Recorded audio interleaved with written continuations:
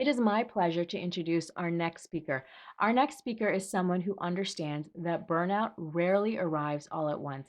It often shows up quietly, an exhaustion that becomes normal, and caring too much for too long, and constantly showing up for everyone else while slowly disappearing from your own life. Mihika Patel is a speaker and the founder of One Mighty Mama, where she helps high performing women stop doing everything the hard way.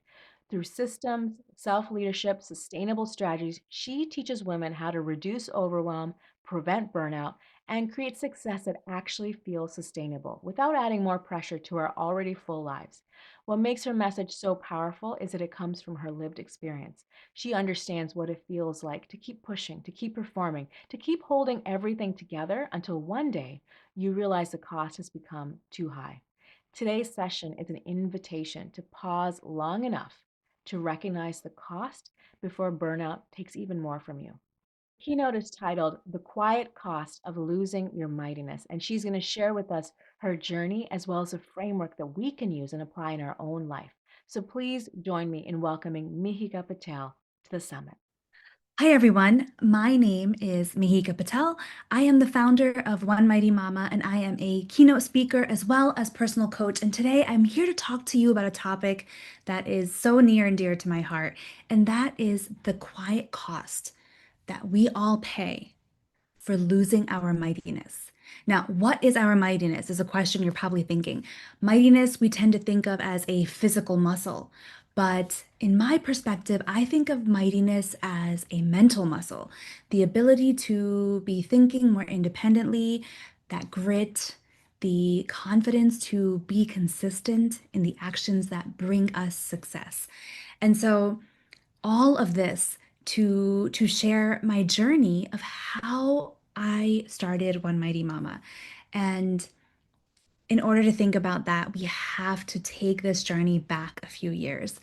And I want to take you back to a day in my life that really just changed everything for me. And that day was June 12th, 2020.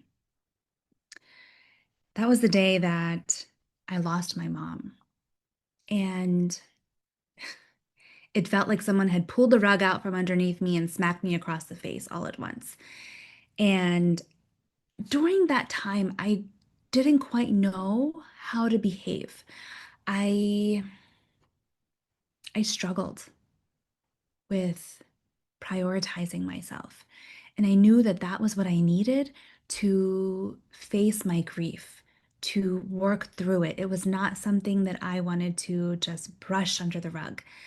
I knew it was something I needed to face head on. And at the time, we were all in lockdown for COVID, and I had a kindergartner and a second grader at home. And they had lots of questions, and I did not have the wherewithal to be able to answer them. And so months went by where I just kind of lived in this little bit of a limbo. I didn't quite know how to proceed. And it wasn't until the January after, so about 7 months later, that my husband just looked at me and he said, "Babe, I think it's time." And I knew what he was talking about. I knew what he meant. He meant that it was time for me to reconsider what I had been doing. Up until that point, had been working in the field of internal audit for almost 16 years at that point. And it was slowly but surely sucking the soul right out of me. It had given me so much professional success, yet personally, I felt like it was carving me out piece by piece, month over month, year over year. And so I made the difficult decision to resign from my job. And no, I didn't have a plan. I didn't have another job lined up. I didn't have a business plan. I didn't have a plan at all. In fact, my only plan was to basically sit on my butt, catching up on Netflix and eating lots of junk food. And that's precisely what I did for, gosh, almost 3 weeks. And then I realized I needed to do something because my mom wouldn't like what how I was managing my grief. She had always been my strongest proponent. And every time I took a corporate job, she would say, "Why? Why are you doing this? Why are you not working for yourself?" She's like, "You have so many incredible skills. You should be investing in you." And I always kind of brushed her off, thinking, Mom, you don't know. Like, we have so many responsibilities, so many things going on. How can I just not be working? Um, and her and my father were both entrepreneurs. And so for her, she could see how things were on that side. And she knew that that was something that was really going to help me solve a lot of these problems. This feeling of just being eaten up alive every day through my corporate job. And so I decided, okay, I will try something. Let's try starting a business. Um, and one of the first things I did was to take a huge, not step, but leap outside my comfort zone. And I filmed a video. Now, to give you a little bit of background, during those long years when I was working a job that was not fulfilling me, I was filling up notebooks with ideas that were actually fulfilling me. And I had notebooks on top of notebooks. Sometimes just random little tidbits here and there. Other times they were more fully fleshed out ideas of what I would be doing if I were not doing this job. And I used those as inspiration for my first Instagram video. And in this video, I talked about the importance of prioritizing yourself, the importance of self-care. And after about what felt like 25 takes, I finally had something that I felt was good enough. And I posted it. Little did I realize, it wasn't until several weeks later that I realized that that video was posted exactly 9 months to the day of my mother's funeral, as if I'd been birthing, this child inside me. And I always like to joke that my business, that One Mighty Mama, is my third child, much to my children's chagrin, because they would rather I have an actual bumbling baby. But yeah, the energy, the time, the thoughts that have gone into making this business a success, and being able to lead myself in a way that felt authentic, that felt genuine, and that felt truly like me was something I hadn't been able to do in a very, very long time. And so, as fellow women that are in this world, that are leaders, this is something that I know you can all relate to. So here's what I want to do together. Now, I know you don't have an index card on your chair, but if you wouldn't mind maybe taking your phone out or grabbing a sticky note and taking a few moments to write down the names of all the people in your life that you are supporting. Now, this could be friends or family, it could be colleagues, whoever, people that you are supporting. So I'm going to give you a few moments to do just that.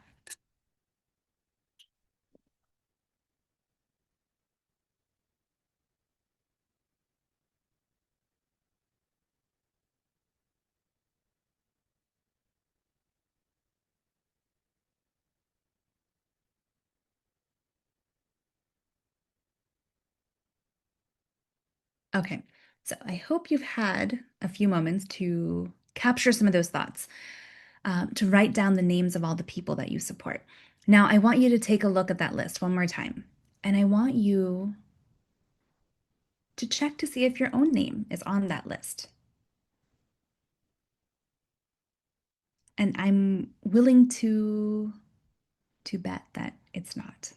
And and that's a big problem. It's a big problem, but it's also the reason why I'm here and the reason why you're here, because we are going to address this, the root cause of this today during our time together. So I want to do another activity together with you. Now, this one is going to involve using your phone. And what I want you to do is we're going to record a selfie video. Now, I know this may seem a little odd in a virtual setting, but I think we can manage it, and I think this could still be a lot of fun. So, what I want you to do is I want you to grab your phone, and I'm going to grab my phone as well. So, we're going to grab our phones, and we are going to take a video. And I want it to be a selfie video. So I want you to take a selfie video and I want you to position your phone in such a way that you can see your screen and you can see the affirmations that I have on the screen. And when I say go, you're going to hit record and we are going to say these affirmations together. Okay, so I hope you're all with me because we're doing this together. Okay, go. I fill my cup so I can pour into theirs. I am the CEO of my own life, and I am living it accordingly. I am worthy of the same grace that I give to everyone else. Okay, and now you can end the recording. Now you're probably wondering, Mihika, why are we creating this recording? What is the purpose of this? Well, the purpose is simply this, not to get you too far out of your comfort zone, but and not to make it feel awkward or cringy, but rather, I need you to hear yourself say these words. Now, I know that sounds a little silly, but I need you to hear yourself, hear you in your own voice saying those words, because these words have a lot of power to them. And when we say them to ourselves, we have even more power. They carry even more weight. And so here's what I want you to do with this video. I want you to watch it tonight. And then I want you to watch it again tomorrow morning, and then tomorrow afternoon, and then two more times tomorrow. And then every day after, I want you to watch it about 2 to 3 times. Because here is what is going to happen. The first few times you watch it, you're going to think to yourself, wow, that was a little weird. I don't know why I'm watching a video of me talking to myself. But after the first few listens, you're gonna start actually hearing the words. You're gonna become above the fact you've probably gotten you will have gotten used to the fact that it feels awkward. So you'll have gotten above that. And you will now begin to start thinking, hey, I'm listening to the words that are being said. And then after another couple days, another couple weeks, you'll start believing those words. And that is the key point here. I want you to believe the words that you are telling yourself because odds are that you may not have heard these words before. No one has told them to you. And why is it important that we do all this? Well, this begins the root of the ARC method, which is a methodology that I used to quite literally pull myself out from a very difficult time and a very difficult position that I found myself in back in 2020, 2021. And honestly, these three things that comprise the ARC method were what helped me get out of that grief, get out of that burnout loop. And so it began with the affirmations.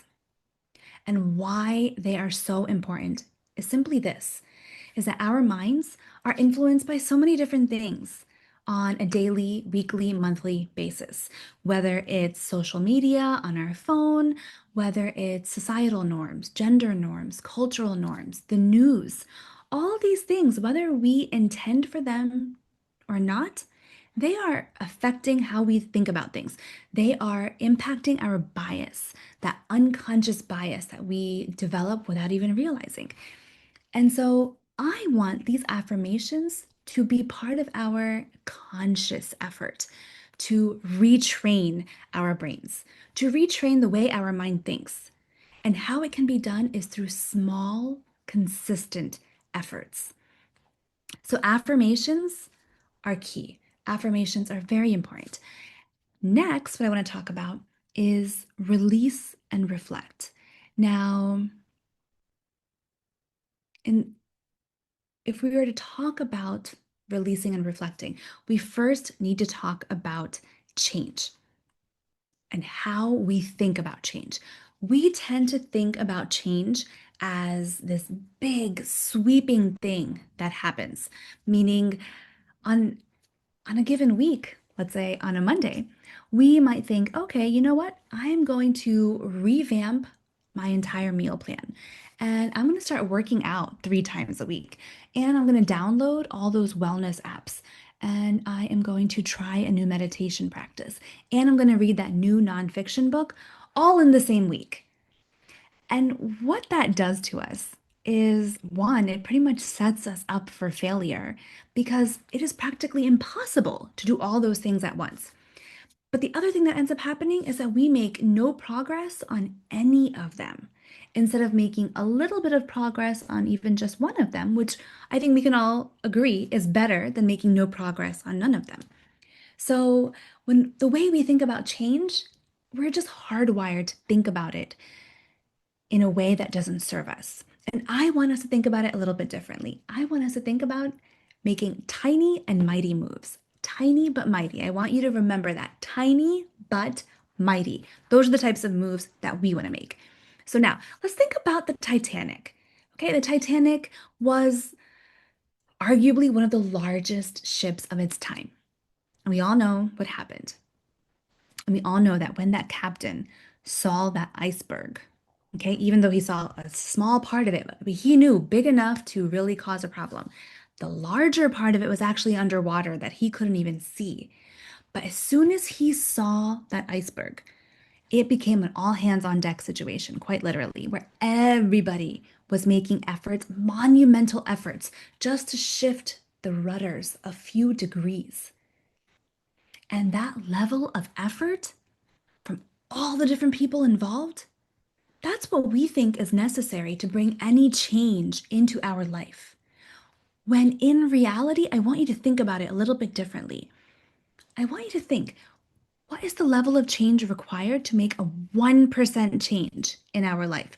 We're not making huge changes because even the thought of that is enough to make us think, okay, you know what? I don't want to do anything because that is just too large of an obstacle for me to overcome. But if we think tiny and mighty, if we think 1% change and we hold on to that 1% change, if you were to change the trajectory of a ship by 1 degree, in a few hours, you may not really notice much of a difference. You won't have gone too much further than where you were originally going to go. But if you hold that trajectory for days, weeks, months, even years, you will end up in a completely different place than where you were originally going to go. But how that happens is you have to hold it. You have to continue it in tiny and mighty moves, and you have to keep doing it on a consistent basis. That is the secret sauce to all of this. Unfortunately, the secret sauce is not a quick and easy pill, but rather a simple way to achieve our goals. So we have our affirmations. The next step I want to talk to you about is release and reflect. Because if we want to hold on to these things, if we want to create this positivity in our life, we have to make room for it. Because otherwise, in our life, there's so many things going on in our minds. So again, remember, tiny and mighty. That is what we are holding true to. So here's what I want you to think about. I want you to think about those Magnadoodle toys. Have you seen these toys? I recently picked one up from Target of all places, but it took me back to my childhood and to my children's childhood. And this was something that they really enjoyed. But I thought this was a really apt metaphor for the way our minds work. So now just imagine if you were to fill this up with all the different responsibilities that we carry on our shoulders, whether it's for our children, for our partners, for our families, for our colleagues, for our friends, for our neighbors, for our parents, for our own mental health, our own physical health, taking care of our home. I mean, I could just keep going here. All of these things take up so much space in our mind. And then what happens is we go to sleep, we wake up, and the next day we just pile even more on. And then we do the same thing the day after, the week after, the month after, the year after. And before you know it, we are very, very overwhelmed because of all this weight that we are carrying on our shoulders, all these responsibilities that we have. Now, the cool thing about this toy is it has that little lever on the bottom. And if you pull that lever across, it starts clearing the screen. And what I realized is that's the metaphor right there. When we release and when we reflect. Now, this was a key part of my transformation, of the journey that I was on, that I'm still on to this day. Because what I found was it was really important for me to find a safe way to unload and offload all the feelings that were inside me, essentially to vent. Because what I was doing in the past was it's like a pressure cooker, right? So much pressure gets built up. And then as soon as you release a little bit, all that pressure gets released. As soon as you release the whistle or the stopper on the top. But what I found I was doing was I wasn't intentionally making that release. I would just release whenever the pressure just became too much to handle. And those who were getting the brunt of it were those that were nearest and dearest to me, mostly my children and my husband. One of the earliest symptoms that I found that I was getting burnt out, that I was reaching a point and a stage where something needed to change, was that I was getting very snippy.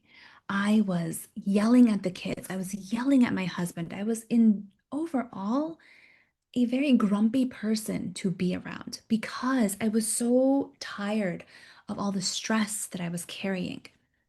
So it was really important to me to find a safe way to effectively vent.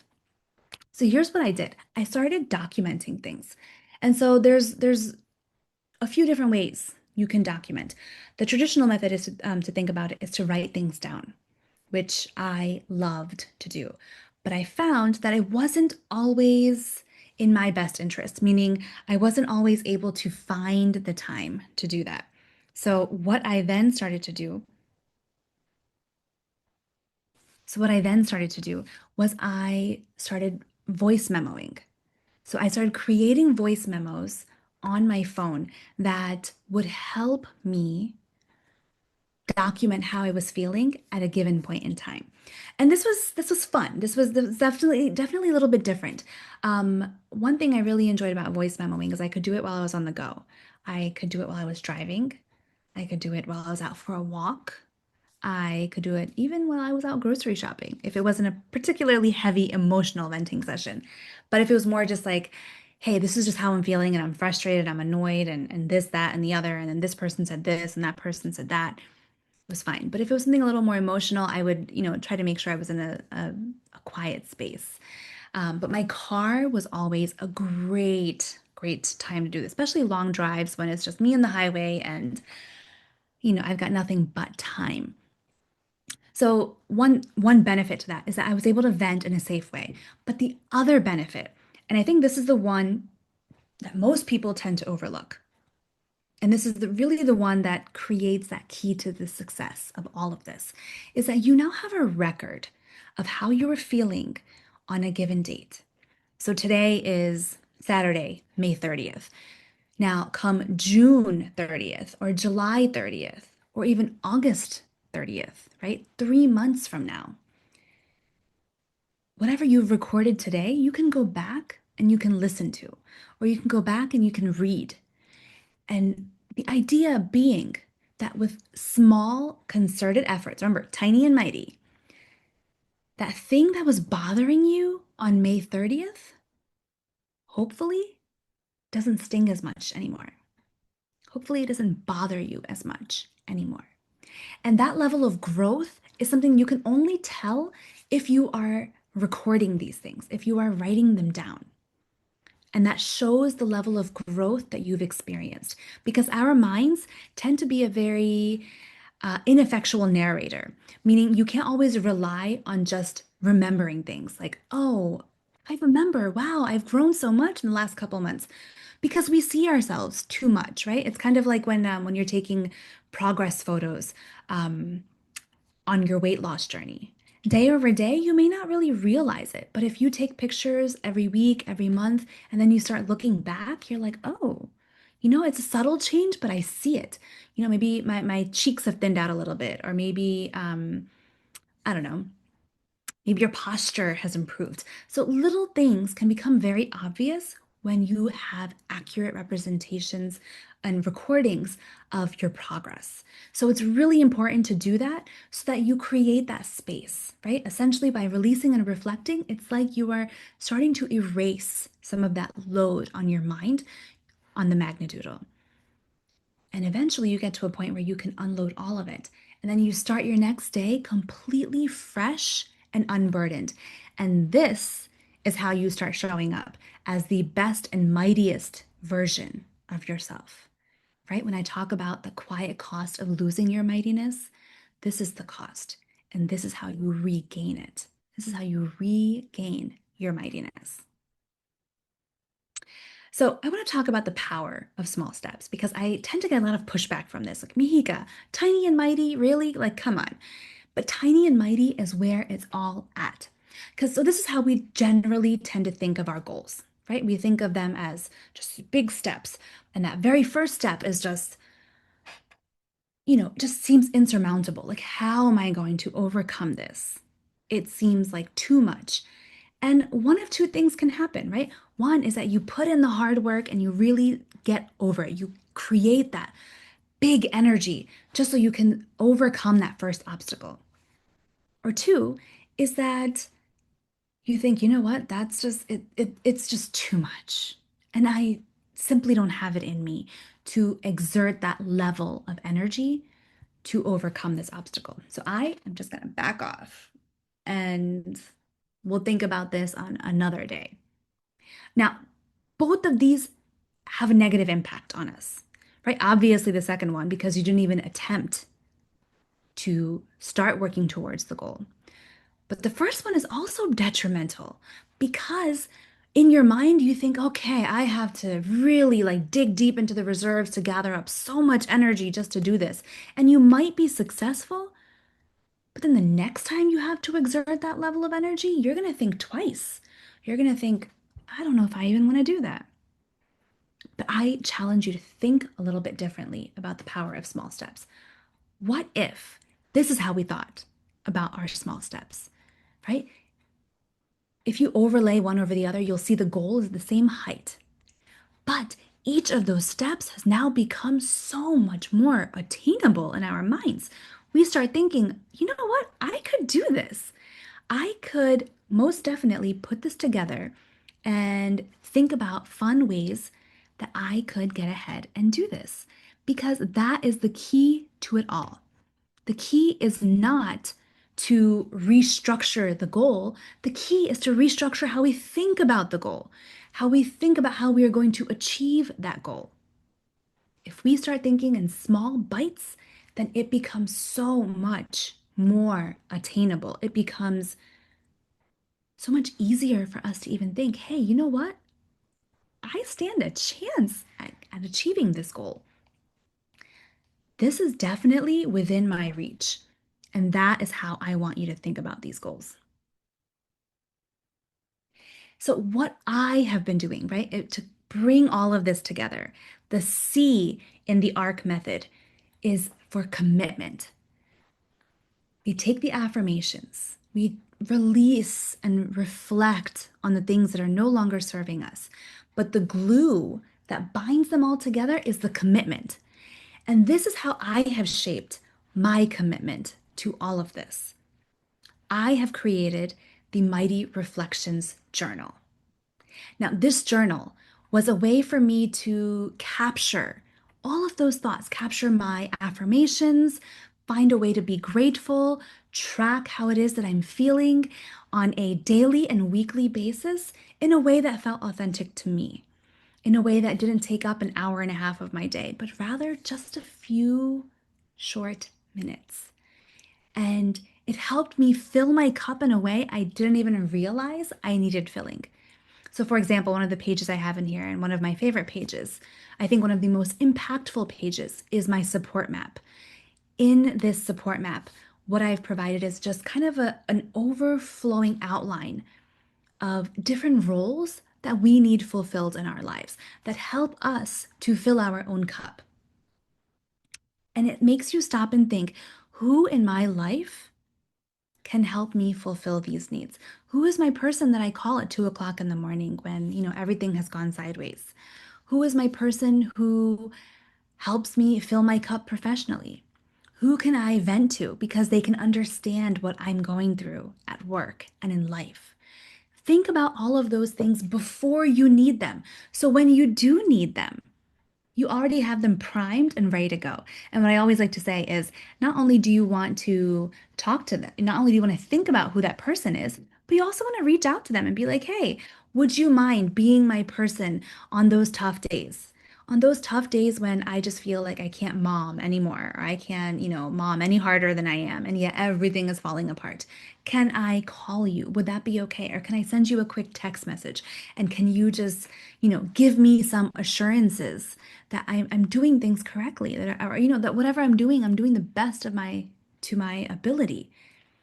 Because when we're in that moment, it's really hard to think, God, like who is even on my side? Like I feel so alone. But if you've already preemptively reached out to those people, then hey, you know what?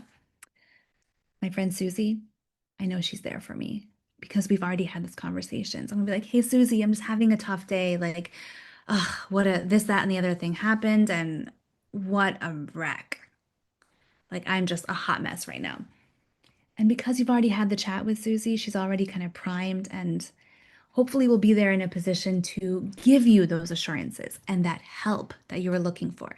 But that is one of many impactful pages that I have in this 90-day reset to really help you stop. Instead of thinking too much about the past and too much about the future, it challenges you to think about the here and the now, because that's what it's all about. That commitment. Think about what I can do today, not what I did wrong yesterday and not the things that I'll do correctly tomorrow, but what I'm going to do right now. And that makes such an incredible difference because again, we want to go tiny and mighty. We want to think of what we can do on a smaller scale, not so much a larger scale. Now, one way that I have found really makes such a big difference, and I don't know if you guys can all see this, but this is my custom phone wallpaper that I've put together, which really just has images that conjure up these positive thoughts for me. But I have created a series of phone wallpapers for you with a lot of, the different affirmations that we shared earlier. But what I want from you is different ways to get exposed to these positive thoughts. Because did you know that the average person reaches for their phone 96 times every day? 96, that's incredible and insane to think. But imagine if every time you reach for your phone was another opportunity for you to be exposed to some positivity in your life and the impact that that would have on you. Because again, we're thinking tiny and mighty. We're not thinking big, sweeping changes, but how we can kind of sneak in some of this positivity to help us feel better about ourselves and to help us show up as the mightiest version of ourselves. So this is my special gift to you. I've come up with a few different templates, and again, make them your own. Go ahead, swap out the fonts, swap out the colors, and please swap out the pictures because those are just stock photos, but make it yours and make it something that you would enjoy looking at every time you open up your phone. And what I want you to do when you go home today, what I really want you to do is one, I want you to take out that list that you wrote during our time together, the very beginning of our time together today. And I want you to add your name to the list, not at the bottom, right at the top. And then I want you to listen to that video that we recorded today. And lastly, I want you to take a few moments and record a voice memo about what is bothering you today because you deserve it. And I want you to remember that. Thank you very much for spending this time with me today. Thank you so much, Mihika, for sharing your story and your message with us today. I think we can all agree that this was such a powerful and deeply needed conversation because burnout doesn't always look dramatic, right? It looks like functioning well while quietly caring too much for too long. And I think so many of us needed this reminder today that sustainable success doesn't require losing ourselves in the process. So, Mihika, thank you again for sharing your voice, your vulnerability, your wisdom with our community today. For everyone joining us today, I encourage you to scan the QR code on the screen, use the link in the chat, access the free gift that she is sharing with us today. You can continue following and learning from Mihika on LinkedIn, as well as the socials, which are on there as well. And as always, if you have any questions or reflections, place them in the Q&A box, and Mihika will get back to you directly via email.